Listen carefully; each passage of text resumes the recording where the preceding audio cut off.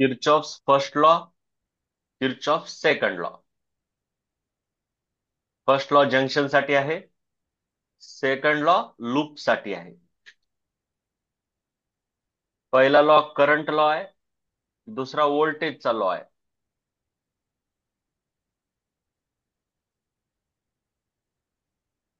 आणि उग इक्वेशन येते ते सॉल्व्ह करायचे असते. इक्वेशन येतात ते आपल्याला सॉल्व्ह करायचे असतात. जसं की आता आपल्याकडे इथे इक्वेशन आलेत. मग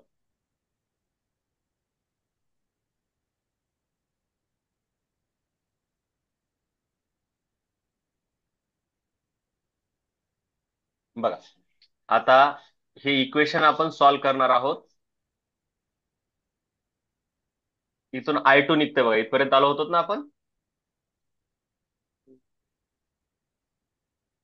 7I2 इज इक्वल टू हो. 20 - 10 इज इक्वल टू 10. मग I2 किती आलं सांगा. इथं घेतो मी.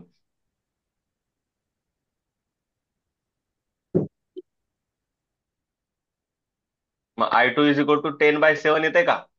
10/7 हो. 10/7.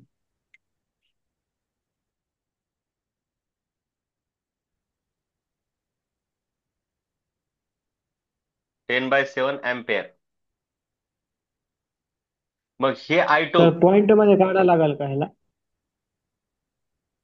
ठीक आहे, नाही काढलं तरी चालतंय.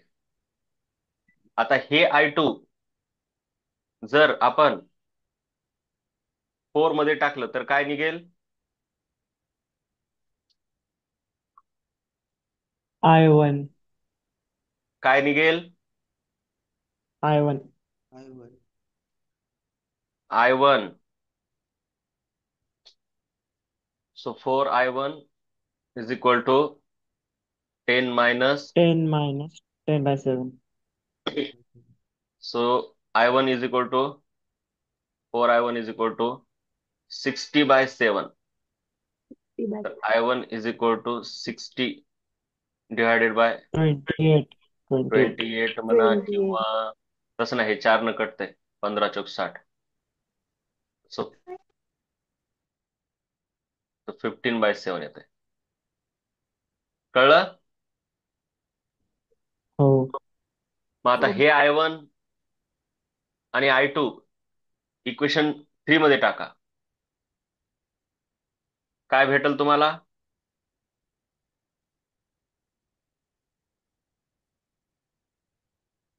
हम्म काय भेटल.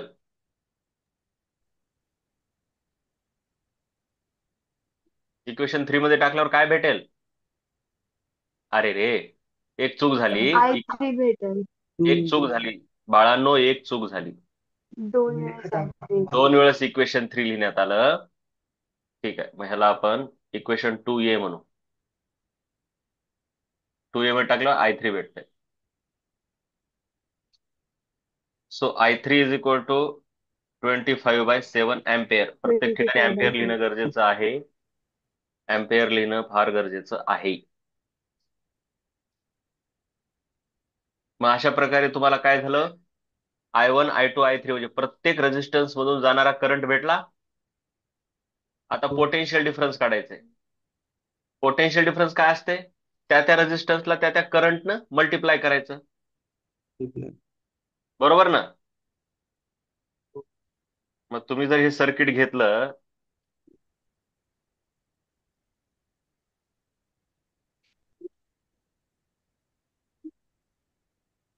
मी इथं व्हॅल्यू लिहितो. I1 I1 किती होतं रे. 15/7. I2 आहे 10/7. आणि I3 आलं 25/7. मग तुम्हाला ऍक्च्युली उत्तर काय काढायचं होतं. सर्वांच्या अक्रॉस म्हणजे जेवढे रेझिस्टन्स आहेत, कोण कोण आहेत. R1 R2 R3 R4 आणि R5.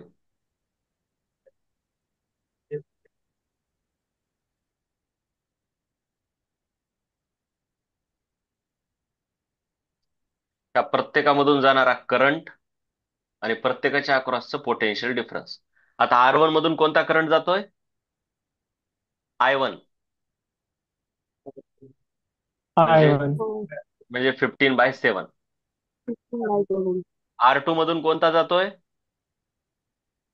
I2. म्हणजे किती? I2. 10/7. 10/7 ampere. R3 मधून? I1. I1. R3 15 by मधून 7. म्हणजे 15 15/7. by 7 ampere. R4 मधून? I I2. I2 10/7. I2. I2. 10/7 ampere. हम्म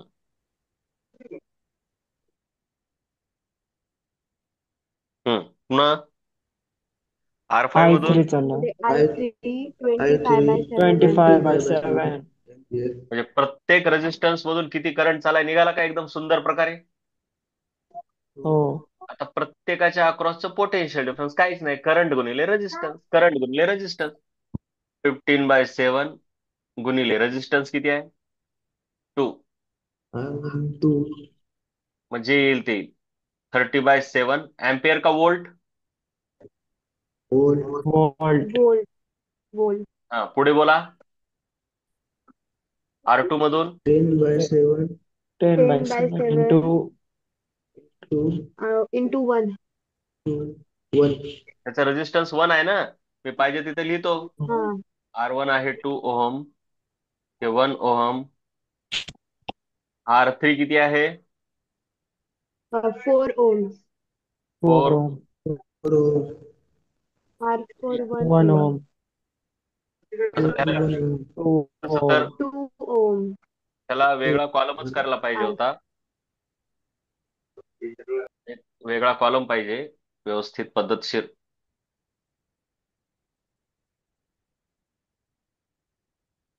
2 ohm, 1 ohm. R3 4 ohm. 4 R4 1 R5. 2 आता पोटेन्शियल 2 ohm. डिफरन्स म्हणजे ह्यांची बेरीज.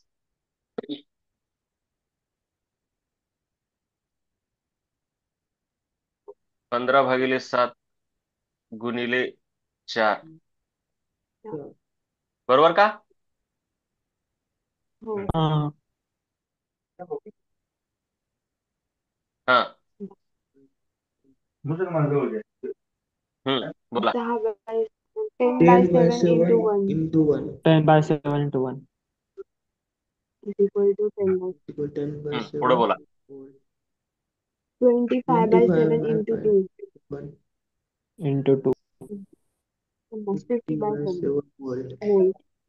म्हणजे अशा प्रकारे प्रत्येक रेजिस्टन्स मधून जाणारा करंट आणि प्रत्येक रेजिस्टन्स मधून जाणारा पोटेन्शियल डिफरन्स असतो का रे? पोटेन्शियल डिफरन्स रेजिस्टन्स मधून जाणारा असतो का रेजिस्टन्सच्या अक्रॉस असतो? Acro- हा, शब्द Across. कळले पाहिजेत. करंट मधून जातो आणि पोटेन्शियल डिफरन्स अक्रॉस असतो. अक्रॉस म्हणजे शब्द लक्षात घ्या, करंट पोटेन्शियल डिफरन्स हा मधून वाहत नसतो. म्हणजे थोडक्यात मला सांगा बाळांनो, तुम्ही पाण्यासारखं बघायचं, पाण्यासारखं पाणी असं वाहायले ह्या पाईपामधून. इथली उंची म्हणजे इथलं पोटेन्शियल 5 मीटर, इथली उंची 3 मीटर. पाणी वाहायले मधून म्हणजे करंट हा मधून वाहतो, पण पोटेन्शियल डिफरन्स म्हणजे हाईट डिफरन्स पाईपामधून वाहतो का पाईपाच्या एंड टू एंड अक्रॉस असतो? इथून एवढा हाईट डिफरन्स, इथून एवढा हाईट डिफरन्स आहे 2 मीटर. असं काही कळलं का तुम्हाला? हे अक्रॉस, अक्रॉसचा अर्थ त्याच्या ह्या बाजूपासून त्या बाजूपर्यंतचा डिफरन्स. पोटेन्शियल डिफरन्स हे हाईट डिफरन्स सारखा आहे, एवढं तर कळलं असेल की. हो. मग हाईट डिफरन्स हे अक्रॉस असते, म्हणजे पोटेन्शियल डिफरन्स हे अक्रॉस असते, मधून व जात नसते पोटेन्शियल डिफरन्स. आता हे तुमचं रेजिस्टन्स आहे, ए पॉइंट बी पॉइंट, ह्याच्यामधून करंट गेला 5 अँपिअर, आणि ह्याच्या इथून एवढं पोटेन्शियल डिफरन्स आहे, समजा 2 व्होल्ट. हे पोटेन्शियल डिफरन्स त्याच्यामधून जाते असं नाही, त्याच्या भोवती, अक्रॉस म्हणजे त्याच्या भोवती 2 व्होल्टचं पोटेन्शियल डिफरन्स आहे. म्हणजे काय, इथं समजा काहीतरी ह्याचं पोटेन्शियल 10 व्होल्ट आहे आणि ह्याचं 8 व्होल्ट आहे, तर ह्या दोघांमधला डिफरन्स किती आहे, 2 व्होल्ट. काही कळलं का? हा, हो मग पोटेन्शियल डिफरन्स हो कसा असतंय, अक्रॉस रेजिस्टर, अक्रॉस त्याच्या भोवती, त्याच्या एंड टू एंड रेजिस्टर. आणि करंट कसा असतो, थ्रू रेजिस्टर, करंट त्याच्यामधून वाहतो. काही कळायले का रे बाळांनो असं? हो. पोटेन्शियल डिफरन्स अक्रॉस असल्यामुळे करंट मधून वाहतो, असं असते ते. कळलं? हो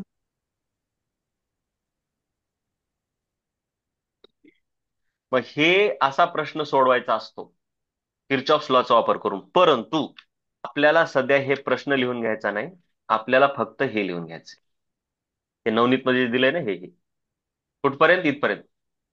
आता हे इम्पॉर्टंट नोट काही लिहू नका सध्या, हे तुम्हाला कळणार नाही, लय ताण घेऊ बी नका. हा, हे सोडून द्या. क्वेश्चन नंबर 5 मधली इम्पॉर्टंट नोट लिहू नका. हा, कुठपर्यंत लिहायचं तुम्हाला, एक्सप्लेन करा म्हटलं की इथपर्यंत. हा, हे बाळांनो, मी जे प्रश्न घेतला, हे जर प्रश्न आला कोणता, क्वेश्चन नंबर 5 आला, तर त्याच्यामध्ये काय मी लिहिलंय तसं पूर्ण प्रश्न लिहित बसायचंय का, म्हणजे एक्झाम्पल द्यायचंय का नाही. तिला? नाही, एक्झाम्पल तर मी तुम्हाला समजण्यासाठी घेतलंय, परंतु हे रूल्स लिहायचे, साइन कन्व्हेन्शन लिहायचे, म्हणजे फक्त हे असं लिहून काढायचं, हे असलं.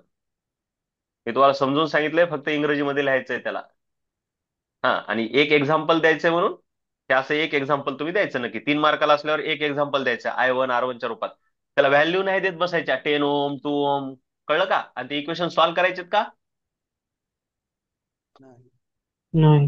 नाही. नाही हा, जर न्यूमेरिकल प्रॉब्लेम आला तर मग इक्वेशन सॉल्व्ह करायचे. मी न्यूमेरिकल प्रॉब्लेम उगा तुम्हाला समजण्यासाठी घेतला, पण हा प्रश्न तुमचा न्यूमेरिकलचा आहे का सांगा बरं? हा हा नाही. नाही ही एक्सप्लेन विथ अन एक्झाम्पल, म्हणजे फक्त I1 R1 E1 असं लिहायचंय, आणि ते इक्वेशन सॉल्व्ह करायचे का इथं? नाही नाही. इक्वेशन सॉल्व्ह करायचे का गणू? नाही. मी कसे सॉल्व्ह केले? तेच ते आपण पण आम्हाला समजण्यासाठी. हा, प्रश्नाचं उत्तर काय असावं हे बी माहित असलं पाहिजे. पण तुम्हाला शिकवताना फक्त प्रश्नाच्या उत्तरापुरतं नसतं शिकवता येत, मला समजण्यासाठी एक्स्ट्रा सांगावं लागतंय. हा, चला पुढचा प्रश्न काय म्हणतो बघा. हे झालं, हेच होतं अवघड. आतापर्यंत हेच होतं अवघड. किर्चॉफचा लॉ, सेकंड लॉ जरा कळत नसतो.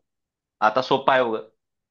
State Kirchhoff's laws of electrical network 2. आता ह्याच्यामध्ये एक्सप्लेन करायचं नाही, काय नाही, फक्त स्टेट करायचे लॉ. जसं आपण थर्मोडायनामिक्सचा पहिला लॉ, दुसरा लॉ लिहितो, तर एकदम सिंपल आहे, जे की ऑलरेडी 2 मार्काला तुम्हाला मी शिकवलेलं आहे. फर्स्ट लॉ, सेकंड लॉ 2 मार्काला येते. एक्सप्लेन करा म्हटल्यावर 3 मार्काला असते, विसरू नका. परंतु नुसतं स्टेटमेंट म्हटलं की 1-1 मार्काला. पहिला लॉ, दुसरा लॉ, अल्जेब्रिक सम. पहिला law, algebraic sum of all the currents at a junction is 0, and algebraic sum of all EMF of the cell and potential difference across all the resistors in a loop is 0. हे junction साठी आहे, हे loop साठी आहे. हे law आपण शिकवलेत का नाही ऑलरेडी, सांगा बरं? हो. हो शिकले. मग स्टेट करा म्हटल्यावर ह्याच्यामध्ये तुम्ही उदाहरण देऊन I1 R1 हे लिहिणार का? नाही. सांगा रे.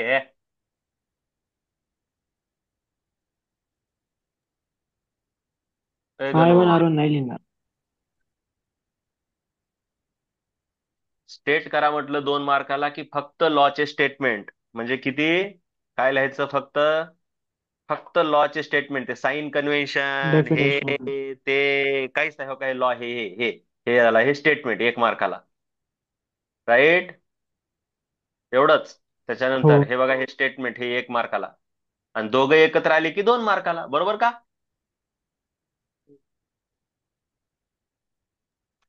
हो. पुढे केले होता, what are the basis of Kirchhoff's current law and voltage law? हा, कशाच्या आधारावर आहेत?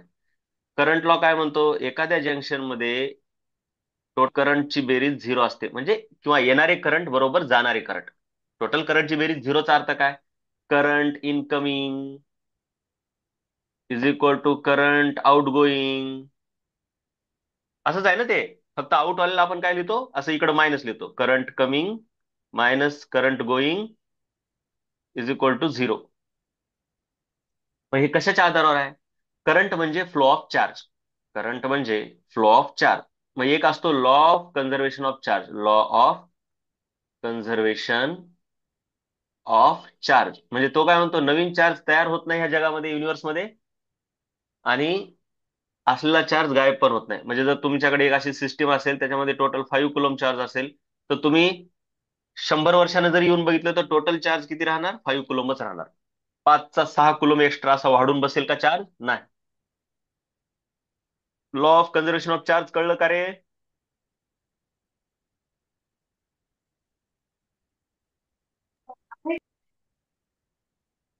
ए बाळांनो, कळलं का? हो. हो. लॉ ऑफ कन्झर्वेशन, कन्झर्वेशन म्हणजे काय? जेवढं आहे तेवढंच राहणे. लॉ ऑफ कन्झर्व बघा, कन्झर्वेशन लॉ म्हणतात, अतिशय कामाचे असतात बाळांनो. फिजिक्स मध्ये, केमिस्ट्री मध्ये एक आहे law of conservation of mass. Conservation, conservation म्हणजे जेवढं आहे तेवढं राहणे. Conservation of mass. ते काय म्हणते, जर एखाद्या डब्यामध्ये क्लोज्ड आयसोलेटेड सिस्टीम मध्ये तुम्ही जर 40 किलो वजन ठेवलं, आणि 100 वर्षानंतर, शेकडो हजारो वर्षानंतर जरी येऊन बघितलं तर टोटल मास 40च राहणार का? 40चं 50 होऊन बसतं आपोआप? नाही. नाही हो. ह्याला म्हणतात law of conservation of mass.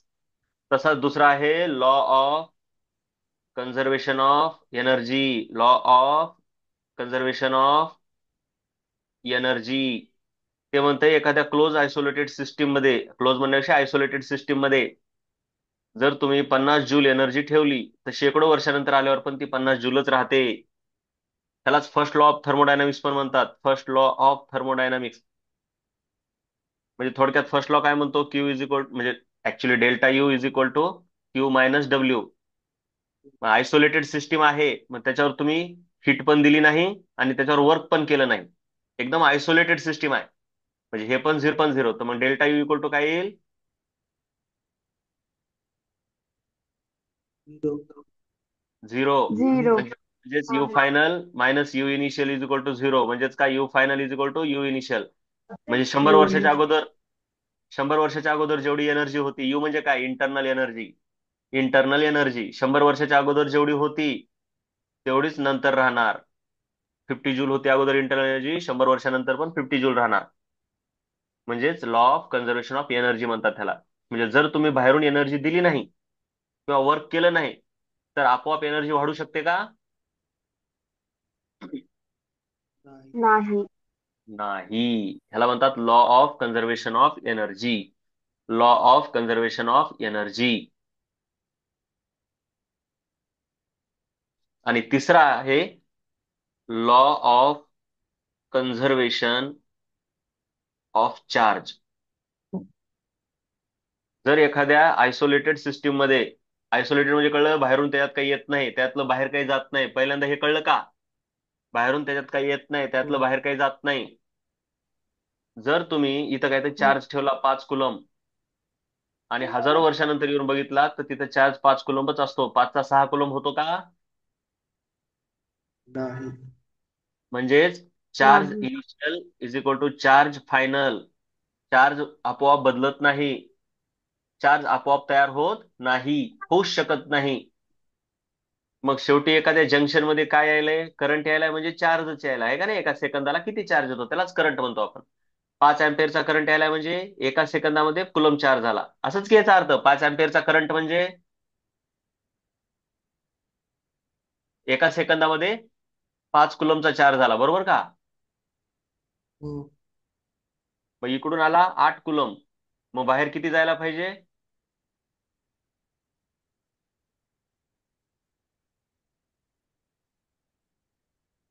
बाहेर किती जायला पाहिजे? 13 किलो. 3. हा? अरे येड्या, जरा लक्ष दे. समजा इकडून एक पाईप आहे, इकडून एक पाईप आहे. इकडून 5 लिटर पाणी आलं, इकडून 8 लिटर पाणी आलं, तर बाहेर किती पडायला पाहिजे? 13. 13 लिटर. 3 कसं म्हणालास? 13. 3 कसं म्हणालास रे? जरा विचार कर की. उगाच वजाबाकी करतोय. बरं गुणाकार करण्यास 8 45. आणि ही काही टाकी नाही इथं जमा होऊन बसायला. हे पॉइंट आहे, पॉइंट. म्हणजे जेवढं यायलंय तेवढं बाहेर गेलं पाहिजे. म्हणजे जेवढं आलं, म्हणजे हे जेवढा चार्ज इनिशियल आहे, म्हणजे करंट येणारा म्हणजे इनिशियल, करंट जाणारा म्हणजे फायनल. मग करंट आला कुठून? चार्ज वरून आला, म्हणून charge initial is equal to charge final. असंच होईल का ते?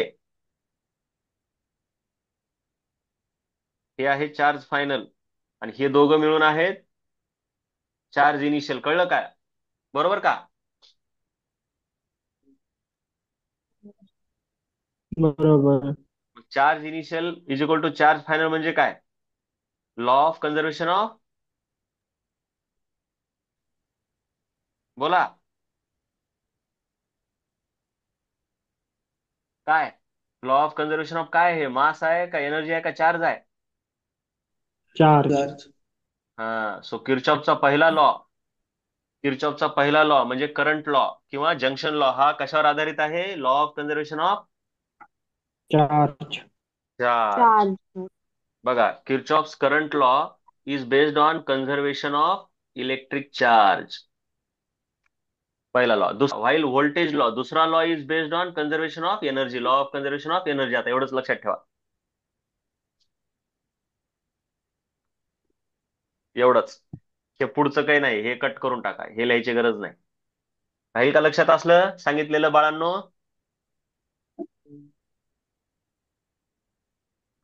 काही तर देत जाऊ. राहायचं नाही लक्षात तुमच्या ना? हा, हो का? आता इथं देत जातो मी, जाऊ द्या. मी कट करून देत जातो. चलो, एवढं कळलं? हो. चला पुढे काय म्हणताय? आर किरचॉफ्स लॉ, हे 1 मार्काचा आहे, आला होता. Applicable to both AC current, alternating current and direct current, DC current. तर हो, Kirchhoff's law are applicable to both AC and, बोला. DC circuit. AC and DC current. आता एसी साठी काय करतात त्याची आताच गरज नाही, हे लिहू नका. ठीक आहे? फक्त यस, एसी डीसी दोघाला लागू होतंय सध्या, एवढंच. एसी विषयी आताच ताण घेऊ नका. चला, हे सॉल्ड प्रॉब्लेम आपण बघू, म्हणजे तुम्हाला चांगला अंदाज येतो.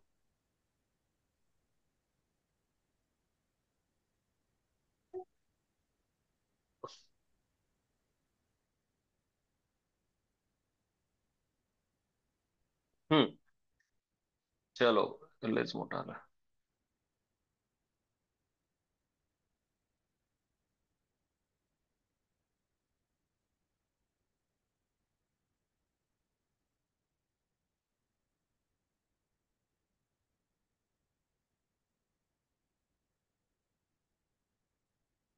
न्यूमेरिकल केले की तुमच्या लगेच लक्षात येईल काय करायचे ते.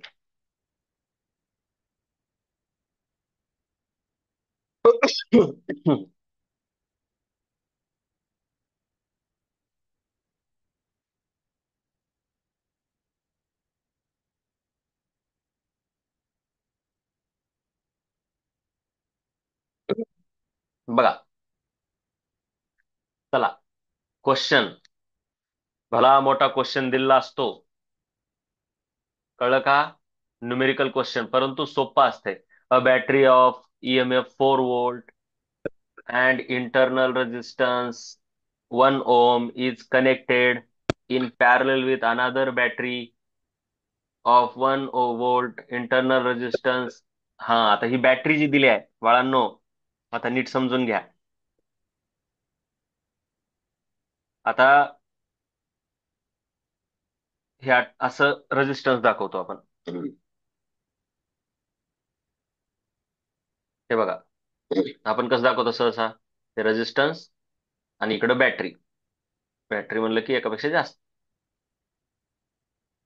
पण ही जी बॅटरी आहे ती ईएमएफ प्रोव्हाइड करते, व्होल्टेज प्रोव्हाइड करते.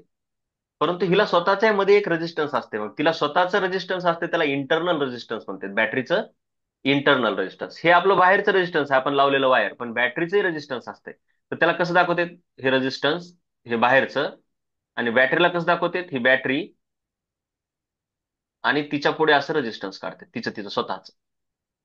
म्हणजे ही पूर्ण बॅटरी झाली. हे तिचा व्होल्टेज पुरवणारा पार्ट आणि हे तिचं इंटरनल रेजिस्टन्स. कळलं का सांगा?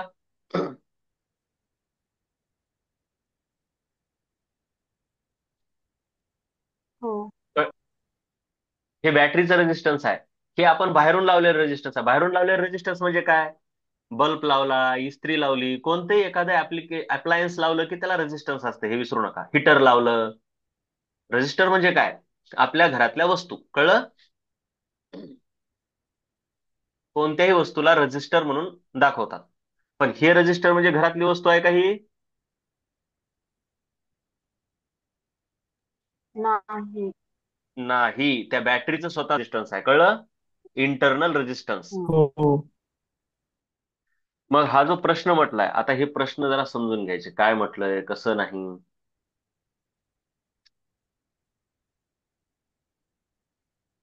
हा, a battery of EMF 4 volt and internal resistance 1 ohm is connected in parallel with another battery of EMF 1 volt and internal resistance 1 ohm. बाबा, दोन बॅटरी आहेत, त्या दोघी एकमेकीला पॅरलल लावल्यात with their like poles connected together. हे इंग्रजीमध्येच जाते तुमचं अर्ध, एवढंच लक्षात घ्या. लाईक पोल्स म्हणजे सारखं. बघा, ही एक बॅटरी आहे आणि दुसरी एक बॅटरी आहे. पॅरलल मध्ये लावल्या म्हणजे तिच्या पुढे काढू का तिच्या खाली काढू?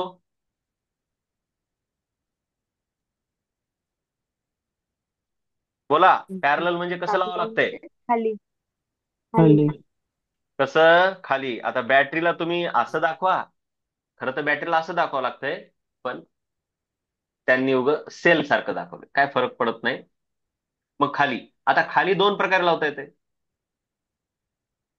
असं का असं, पहिलं का दुसरं. काय म्हटलंय? Like poles connected together. सारखे पोल म्हणजे प्लसला प्लस जोडलंय म्हणते. बॅटरीला पॅरल मध्ये जोडण्याचे दोन प्रकार आहेत, like poles together, unlike poles together. हे बघा,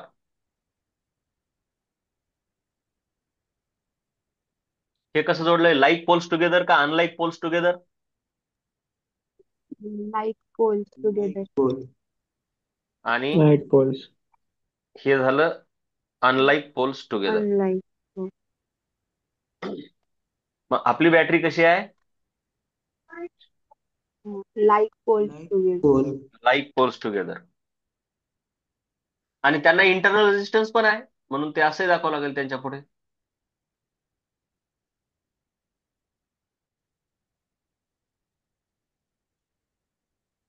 या अशा दोघी जणी जोडल्यात.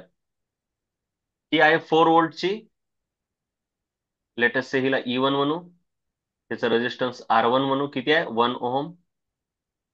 ही आहे 1 वोल्टची, तिचं रेजिस्टन्स किती आहे रे? दुसरीचं रेजिस्टन्स, इंटरनल रेजिस्टन्स 1 ओम. हा, दुसऱ्या बॅटरीचं किती आहे? 1 ओम. हे बघ, दिसलं का अभि? ती दुसरी बॅटरी, तिचं व्होल्टेज आणि तिचं रेजिस्टन्स सेम. बरोबर आहे का? हा हा, बरोबर. आणि ह्या दोघींना जोडून दे आर पॅरल कनेक्टेड. अँड कशासाठी कनेक्ट केल्यात त्या parallel? To send the current through external resistance of 2 ohm. मग ह्या दोघींना मिळून एक बॅटरी बनवली. आता ही दोघी मिळून एक बॅटरी बनली, कळलं का? हो. आणि त्या दोघी हो. मिळून आता एका एक्सटर्नल रेजिस्टन्सला जोडल्यात, एक्सटर्नल.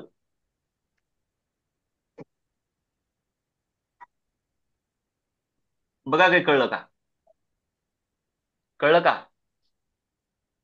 आणि ते एक्सटर्नल हो रेजिस्टन्स कळलं. किती ओहमचा आहे? 2 ओम. 2 ओम. हे झाली सर्किट डायग्राम प्रश्नानुसार. कळलं? Calculate the current through the external resistance. मग इथून जाणारा करंट काढा. ओहम्स लॉ न पण काढता येते, किरचॉफ्स लॉ न पण. आपण किरचॉफ्स लॉ न काढायचे आहेत. आलं का लक्षात? हे हम्म. काही झेपलं का? हो. हा.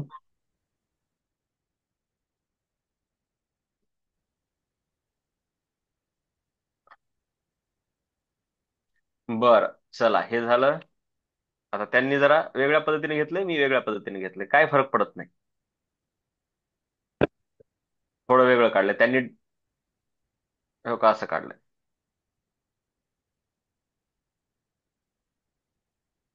त्यांची सर्किट डायग्राम अशी आहे. दिसली? हो. हम्म. थांबा, मला हे सर्वच करावं लागतंय बाबा. असं नका.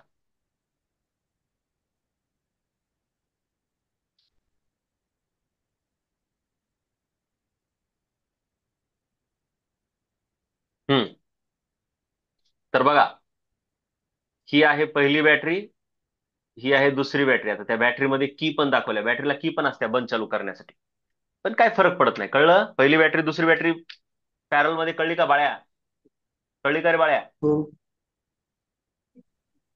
हो. आणि हे काय आहे? हे खालचं काय आहे? External external. Resistance. External resistance. मग त्यानंतर काय असतं? आता आपल्या मनानं करंट कसे दाखवा, तुमच्या मनावर आहे, काय नाही. पण सहसा काय दाखवायचं? बॅटरीच्या ह्या प्लस पासून इकडे निघालेला करंट दाखवायचा. करंट कधी पण बॅटरीच्या प्लस टर्मिनल कडून निघतो. मग इथं करंट काय दाखविला ह्या ब्रांच मधून त्यांनी? I1. इथून दाखविलाय I2. आता हे I1 इथं येतंय, हे I2 इथं येते, हे दोघं मिळून इथं I3 करतात. किंवा हे I3 म्हणजेच काय? I1 plus I2. दिसलं का एवढं? हो. हो. हो. 4 व्होल्ट 1 ओम, हे व्हॅल्यू पण कळल्या. हो. हा. आता लेट I1 आणि I2 बी द करंट, आणि हे ते जे प्रॉब्लेम मध्ये काही लिहिणं गेलं तरी जमतंय, डायरेक्ट फिगर मध्ये दाखवा, कळतंय. ठीक आहे, लिहिलं तर चांगलीच गोष्ट आहे. Applying Kirchhoff's voltage law to loop this. हे लूप बघा आधी. ABCDEFA. ABCDEFA.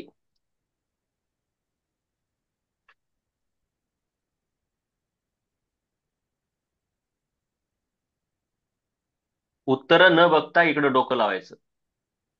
ABCDEFA पूर्ण लूप. चला, दिसला लूप? दिसला? हो. हो. मग हो. ह्या लूपला ए कडून पहिल्यांदा काय लागतंय सांगा? निघाल्यावर पुढे इथून निघालो, काही लागलं का इथपर्यंत? नाही. पुढे नाही निघालो, लागलं. काय लागलं? रेजिस्टन्स. रेजिस्टन्स 2 ओम. रेजिस्टन्स. मग त्याच्या एक्सटर्नल अक्रॉसचं रेजिस्टन्स. मग त्याच्या अक्रॉसचं पोटेन्शियल डिफरन्स कसं लिहायचं?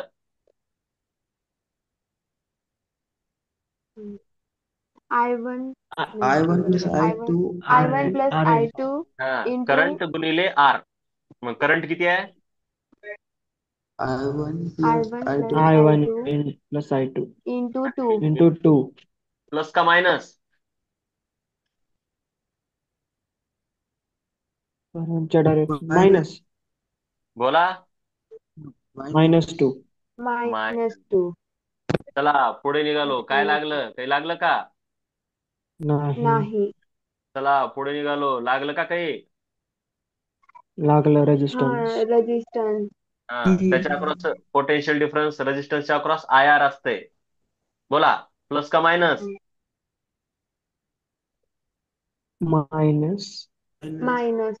करंट असा चाललाय. हा, मायनस. करंट किती आहे?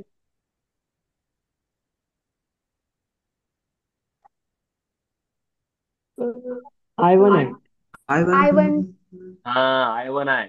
इथं I1 प्लस I2 होता, I1 आहे. पण इथून इकडे निघून गेला तो I2. मग वर किती चाललाय?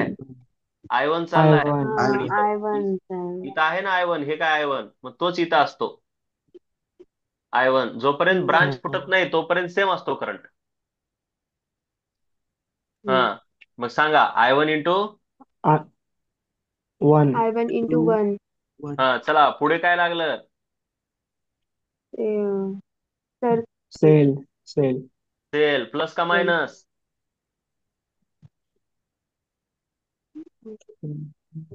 प्लस सेल प्लस का मायनस?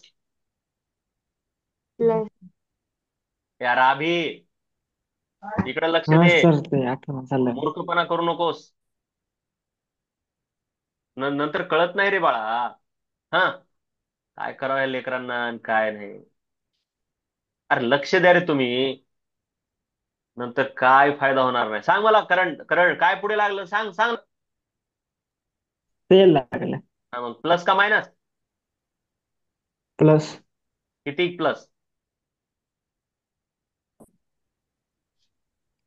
Plus I1. हा, बघ मूर्ख. हम्म.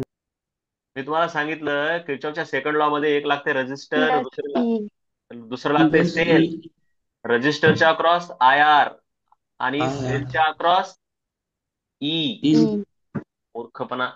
किती आहे ई? त्याचं EMF किती आहे?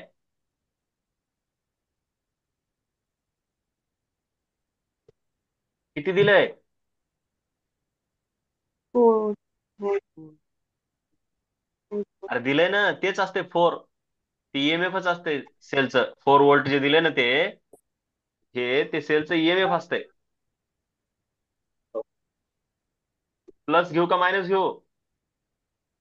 प्लस हा, कारण प्लस मायनस 4. प्लस कडे चालला, असं चाललं. म्हणून +4 इज इक्वल टू काय? 0. प्लस 4 ई नाही ई नाही, ते ई म्हणजेच +4 आहे बाई. त्याला ई लिहायचं नाही पुन्हा. त्याला ई लिहायचं नाही वेगळं. ते ई चीच व्हॅल्यू 4 आहे. कळलं का? हा हे झाला लूप कोणता? ABCDEFA.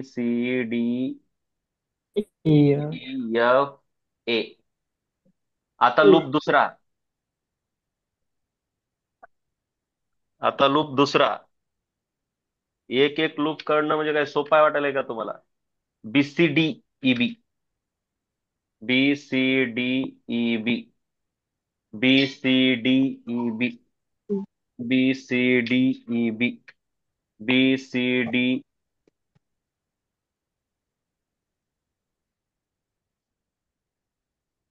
चला बघा, BCDEB दिसला का लूप? हो हो हो बी, हे इथून हे हे चला सांगा, पहिल्यांदा काय लागलं? काहीच नाही काहीच नाही. बेसिक काय लागलं? काहीच नाही. हो, काहीच पुढे नाही काय? लागलं मग काय लागलं ते सांगा आता डायरेक्ट. सीडी सीडी रेजिस्टर मध्ये लागला CD रेजिस्टन्स मध्ये. मग किती लिहिणार सांगा? Minus I1 plus I I2 one into plus 2 I1 plus I2 into 2. Two हा, पुढे काय लागलं?